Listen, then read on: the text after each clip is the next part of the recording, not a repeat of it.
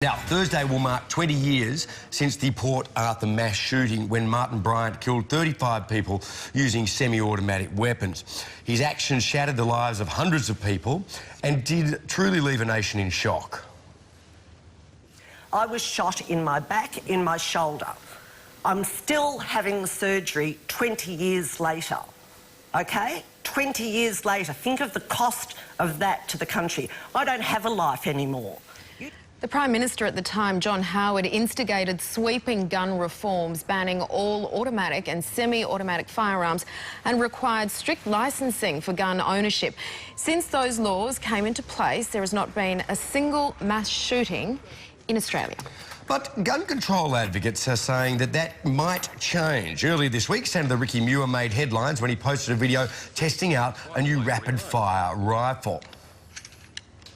And this is an Adler A110 12-gauge lever-action shotgun.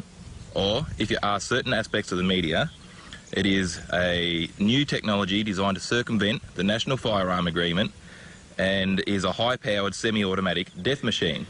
The Senator says this shouldn't be in the same category as a semi-automatic weapon because it requires a manual reload, but advocates say it shoots just as quickly.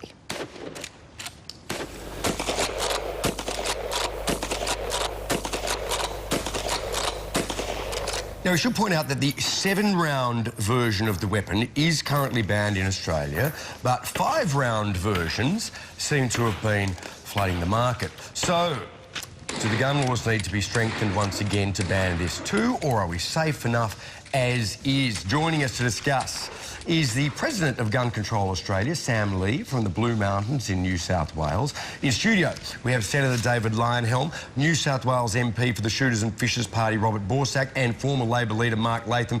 Good morning to you all. Great to have you with us. Thank you so much. Now, firstly to you, Sam, 20 years on from that terrible massacre at Port Arthur, where are we on gun control in your view? Look, our gun laws have taken a bit of a battering over the 20-year period. We've seen a watering down of quite significant aspects of our laws, including the abolition of the criminal record checks, ability to shoot unlicensed at clubs, and now the introduction of this Adler shotgun. It's quite a sad occasion in many aspects. David Leyonhjelm, you're opposed in many ways to the current policy, and you spoke to the America's National Rifle Association to warn gun owners in the US not to let their government tighten gun laws. Let's have a quick listen to what you had to say. We're a nation of victims. You cannot own a gun for self-defence. Doesn't matter what the circumstances, doesn't matter how big the threat, you cannot defend yourself. Look at what Australia did. It's a defenceless country these days. I'm absolutely in awe of the success of the NRA at holding back the tide, and it never gives an inch. We love the NRA here in Australia amongst us gunners, and in fact we rely on you guys to also help us hold the line in Australia. Senator, you also said that Australia's gun laws haven't made the slightest bit of difference. Now, in the 18 years leading up to the gun laws in 1996, an average of 617 people were killed by guns each year in Australia. Since that time, the average has fallen to 266 people. That's a significant difference. So how do you make that claim? Well, what was happening before 1996 was that the rate of firearm deaths was declining at a certain rate, had been for a couple of decades. After 1996, the rate continued to decline at the same rate. The rate of decline didn't change. So there's been a steady reduction in firearms deaths over many decades, probably about 40 years. 20 years before 1996, the rate was falling. 20 years after 1996, the rate was falling at the same level. So if you take 1996 and now, yes, there are fewer firearm deaths per year. That's true, but to claim that was due to the Howard gun laws suggests that it wouldn't have happened anyway. But I looked at all the figures for the years, and you say it's a steady decline. In fact, after a couple of years after the gun laws, it was quite a sharp decline, and it has remained at about, 1/3 the rate of deaths by guns in the years before the gun laws. If you graph them on a long linear line and look at the rate of deaths per head of population, so you can't take absolute numbers because population's going up as well. If you take it as a rate per head of population, the rate before 1996 and the rate after 1996 in terms of decline of firearms-related homicides is exactly the same. Can I also pick you up on a point in your introduction? There's been no massacres in Australia. That's not using guns. That's not actually quite true. There's been quite a lot. Depends what you call a massacre, but we had 5 killed, the Hunt family, in 2014 in Lockhart, New South Wales. We've had lots of massacres involving 3 individuals. Are you doing all of these with guns? Yes, with guns. Yes, with guns. We've had plenty of them. This argument that since 1996 we've had no massacres, therefore it must be true, is not accurate. And Sam, how do you respond to that? Sorry. Sam, how would you respond to that? Yes, well, the gun deaths were declining when 1996 occurred. However, they have accelerated since the gun laws were introduced. We have had no mass shootings in Australia since the gun laws have been introduced. We've had reductions in suicides, which was a huge gun problem in Australia. We've also had reduction in the number of handgun incidences across Australia. So it's been a very important aspect of our gun laws in Australia that we've had such a significant reduction in gun violence in this country. Well, how do we define mass shootings is one question. Given, you know, you gave this pitch to the NRA saying that the US government shouldn't tighten their gun controls, but we've just seen another mass shooting over in the US yesterday, another 8 people killed. In the US, a person is 20 times more likely to be killed by a gun than here in Australia. So, Mark, I'll put this to you. Is that something we should be emulating? A lot of Australians are saying don't soften our gun control laws because we're going to end up like the US, where every week it's not even newsworthy anymore because they happen with such frequency. Well, I think there are many fine aspects of American society, but if you ask the average Australian what's the very worst thing about the United States, they'd say the incidence of public shooting massacres.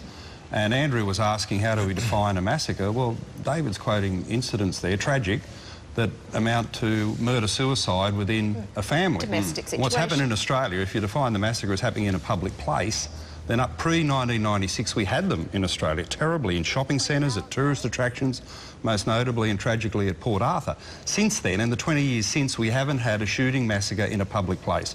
Our schools have been safe, unlike the United States. Our shopping centres have been safe. Our tourist attractions have been safe, unlike America. I mean, this is a real benefit for public safety and well-being in Australia that we shouldn't possibly jeopardise by relaxing gun laws and going down the crazy path of the United States. Rob Borsak, I mean, obviously we don't need to guess in some ways where you stand on this issue, given who you represent. The most recent research shows that 40% of Australians think that we've got our gun laws right. 45% think they should be even tougher. You know, doesn't that suggest that the public has no appetite for weakening gun laws? No, I don't think that suggests that at all. I think and what we've come out with today is talking about it. We actually need a Royal Commission into what happened at Port Arthur. A lot of the debate that's going on is well-founded, and the discussion is important, but in the end what we really do need to see is proper closure after what happened at Port Arthur. Have we not? With respect, haven't we done a lot of that I mean, already? that seems like... Robert, what happened at Port Arthur that we don't know about already? I think there's a lot that happened at Port Arthur that we probably don't know about, and it's got nothing to do with conspiracy theories, as you're inferring. We simply do need, as a nation, to go through the processes, understand the facts, understand the motivation for what really were knee-jerk reaction laws at the time. Whether you believe, as I don't, that they were well-based is another issue. Well, a lunatic got hold of a semi-automatic weapon and slaughtered innocent people. Well, hang on a second. The semi-automatic weapons aren't there now, and what we're doing is we're debating... Thank goodness. Thank goodness. And we're debating based on emotion, which is important, but we understand people who have been through that process, and we saw it the other day on the Insight program, that poor lady is still grieving, that poor lady is still physically and mentally suffering. You would say, Sam, that the kind of rifles that we're talking about now in potentially loosening the gun laws can have much the same effect as that kind of semi-automatic weapon, right? That's correct. These are what we would call rapid-fire firearms. They can take 6 cartridges within their magazine. They've sold around 7,000 of these weapons already across Australia. They are very different to existing lever-action shotguns, and that's why they're so popular. And how long does it take to reload one of these? We don't want rapid-fire firearms in Australia because they're the type of firearms that cause massacres here in Australia. We said no to rapid-fire firearms back in 1996, and we must stand up for our gun laws now, here today. We should be proud of them. We've come such a long way. We've come so far. Let's make sure that we don't go back to 1996. Let's make sure we don't have any more massacres here in Australia. One of Samantha's basic assumptions is that universal background checks have somehow or other been softened in Australia. Certainly that's not the case. In fact, universal background checking is probably one of the primary reasons that we haven't had a massacre at all, because the guns today are in the hands of people who've been checked, who've been police checked, and who are good citizens. But your party has said that the waiting time on a gun licence is too long, and during that time we are doing those checks. You've been agitating to restrict the waiting time, to bring it down. No, that's absolutely not true. Well, that's what happened on the Insight program the other day. John Howard has said that 4 states are looking at watering down the waiting period, the cooling off period between applying for and purchasing a gun. You can't so believe... I think, well, I can... You can't believe what John Howard says. John Howard, I can believe him on that. Back to this because gun. he's done good for the country. How would he know? How would he know? Well, he says 4 states. Well, he's well connected inside the Liberal Party, obviously, and he says 4 states are looking at watering down the provisions. David Lyle, do you want to say something? Yes, look, the assumption about the Adler is... Just hold on a second, Sam, sorry. We're just hearing from David. The 28-day waiting period, and now we're having no criminal record checks for those who want a second or subsequent weapon. Okay. But thank you. The assumption that the Adler shotgun introduces something new and more dangerous and so forth is utterly false. I don't mind people having their own opinions, but you can't have your own facts. You can't create your own facts. The Adler is a lever-action 12-gauge shotgun. They have been on the market in Australia for 100 years. 12-gauge shotguns have been around forever. Yeah, but this rapid-fire style? Yes, this is the 3rd on the market. The 3rd. It's not even the 1st of its kind. And the 5-shot magazine is widely available. Right. All they're arguing about is whether an extra 2 shots are going to make a difference. Well, with respect, I don't care about the mechanics of that gun. I don't understand what you're saying in terms of how it works. But I look at that video and I say, why does anyone in Australia need to be able to fire off that many bullets that quickly? Who needs it? Well, the why do you need it argument is very authoritarian. Why do you need a golf club? Why do you need anything? Why do you need a car? You can kill a lot of people really quickly, like we're seeing in the US with a gun like that. Why do you need a car that goes over the speed limit? You can kill a lot of people very quickly with a car that goes over the speed limit. This is why we need to examine what the basis of giving licences are all about, and why these guns are in the hands of good people, not Martin Bryant's. Okay, our gun laws were framed and are currently run on the basis that everyone who wants a gun legally is tested, is background checked, is a lunatic. No. That's exactly the way it was based. And that's exactly the way it's based. Well, they get treated like that. We get treated that way. No one says that about farmers. Farmers have got a legitimate need for guns. But that's the way the gun laws are framed. That fire a single bullet to kill a pig, a fox, a feral animal. That's the way the gun laws are framed. To acknowledge that there is a possibility... 1996 was framed on the basis of a rush of emotion and a political opportunist named John Howard. OK, but to acknowledge that there is a possibility that someone might be a lunatic is not to say that everyone is under suspicion of being a lunatic or that anyone is being accused of being a lunatic. That's exactly the way the law is framed, and that's exactly the way it's run. Well, Robert, the political opportunism here is people like Ricky Muir, who are running for re-election in the Senate, who's got out there and irresponsibly advertised this gun solely for the purpose to appeal to the shooters' vote in Victoria, where he's been a senator. That's as irresponsible and opportunistic a thing as you'll ever see in politics. I take that as a valid comment, Mark. But the point is this: the real opportunism, the real free advertising for the Adler started last year when Senator Keenan decided to beef it all up and started going for the Adler. Well, let's have no more Ricky Muir videos. We have to start wrapping this pretty soon. I know you've just been trying to jump in with one last thing to say there, Sam. What would you like to say just as your parting words to the gentleman here? Look, Gun Control Australia understands that most gun owners out here have no intention of hurting anyone, and we agree. However, if there's something that we can do as a community to reduce gun deaths and to stop people from experiencing such horrendous grief, then we should do it.